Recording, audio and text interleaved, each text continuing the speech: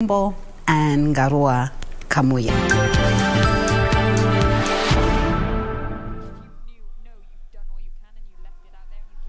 And greetings.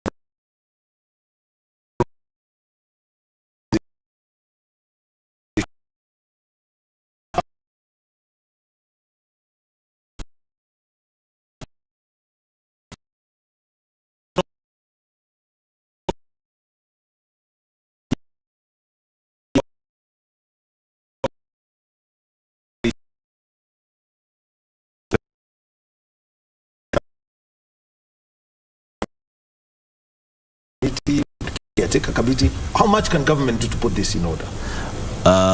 Frankly speaking, with the people that we have and people behind, they don't look at sports from it's still social and recreational, like we've been saying. So are they going to put in that much for I don't think they really care. It's all about this normalization committees. Why do we get to that point?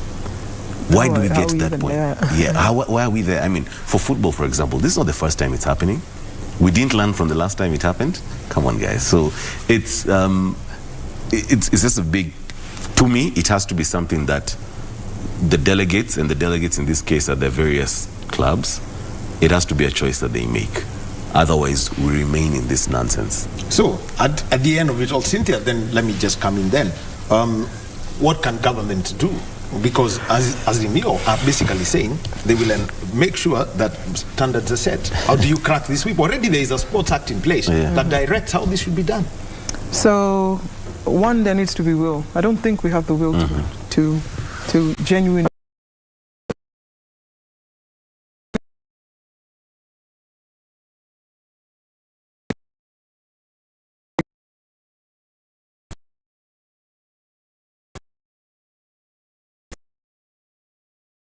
Is an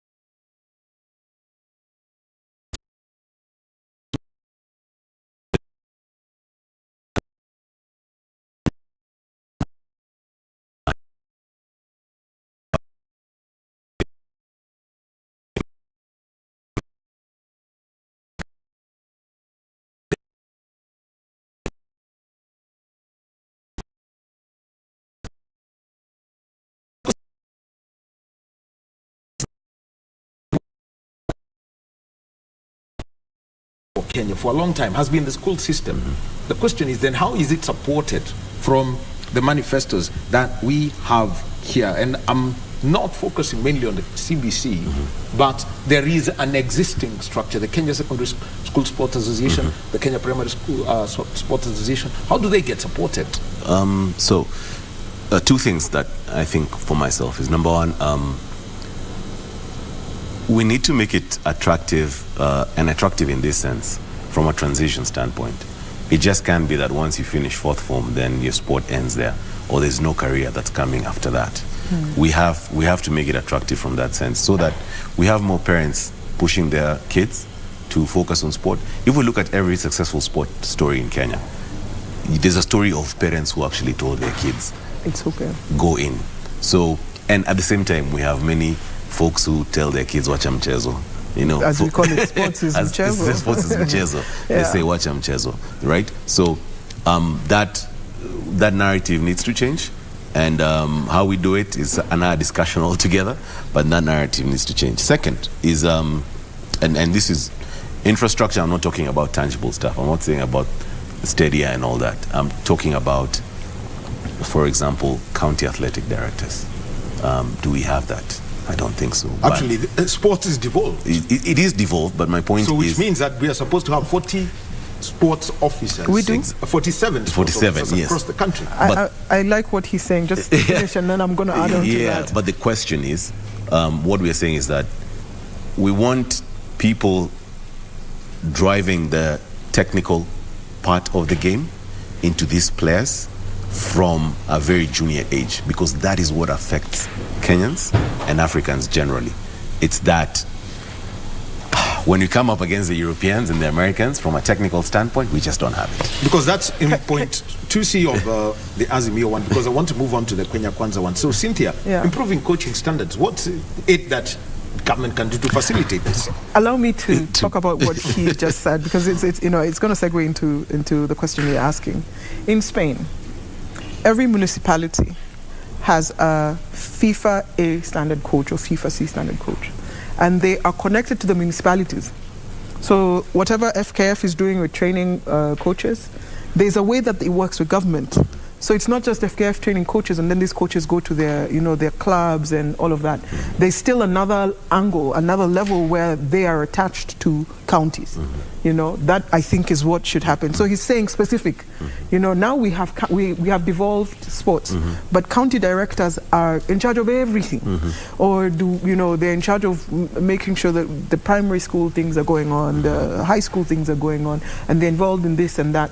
But then we do not have coaches who are specific, we do not have FIBA A, level A coaches who are government, who are under government. Forget being under KBF. Can then, the government work with KBF or with FKF and whatnot and make sure that these guys are now positioned in these counties. That's in a manifesto where you've got in the Kenya Kwanza manifesto, they expand the National Youth Talent Academy to include all sports and simultaneously devolve it to county level and introduce the County Sports Talent Academy.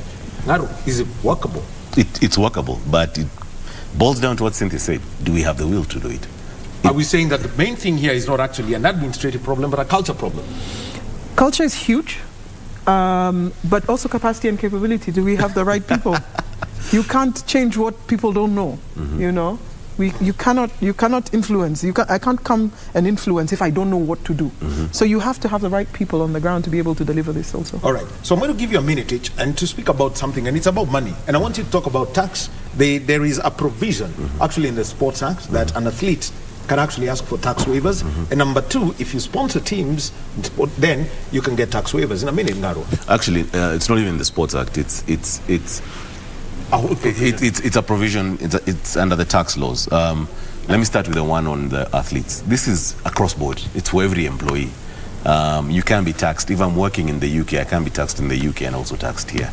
So if I'm taxed, for example, as an athlete, I win a marathon there and I'm taxed in the UK, what normally happens is then I should be given a tax credit, which I can then file, not even claim, can file with KRA. So I'm not going to be hit on both ends. If there's a deficit, of course, then there's a way to set it off on the ITAX system. So that's with regard to the with the earnings. On the issue of sponsorships, Section 15(1)(z), I think, of the Income Tax Act is anyone who puts in money into sponsorship of sports, then of course it's an allowable deduction. The only challenge is that it's not clear. It's not clear, one, and two, I don't think there's goodwill from government, because also, I'll be honest, corporates haven't done their research, because this is a law that has been there for 6 years. So there's a lot of civic education that needs to happen also. Cynthia, this sports fund, we know it now known as the Sports, Arts and Social Development Fund. Only about 30% goes to sports. But everyone's asking for a share of it. Should it go to the national teams and events as is, or should it be more directed to development? Both. I think if you ask me, the government is in charge of national teams.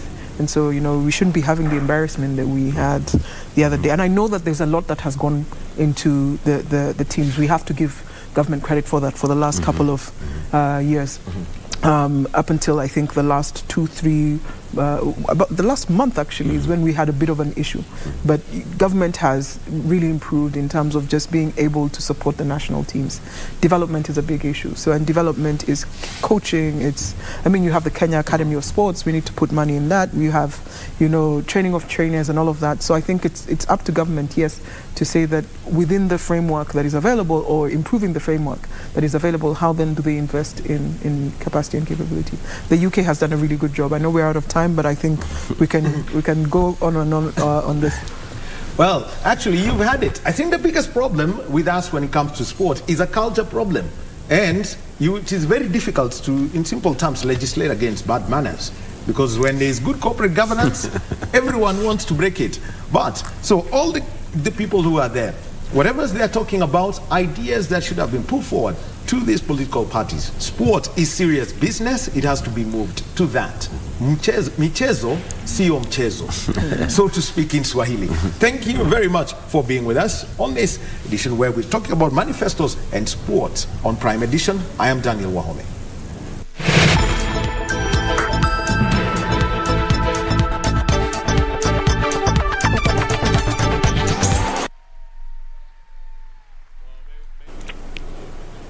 Well, this has been sporting season.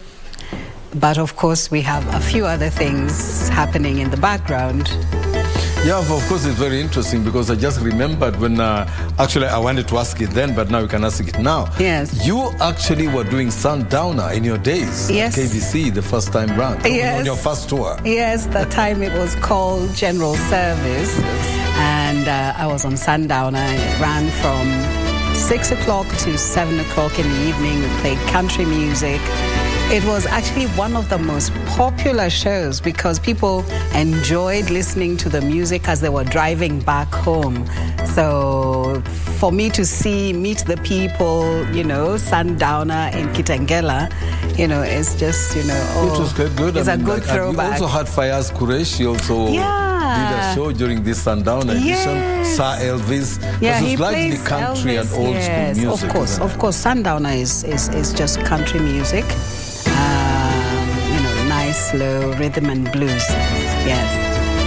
And, well, it's a nice walk down memory lane.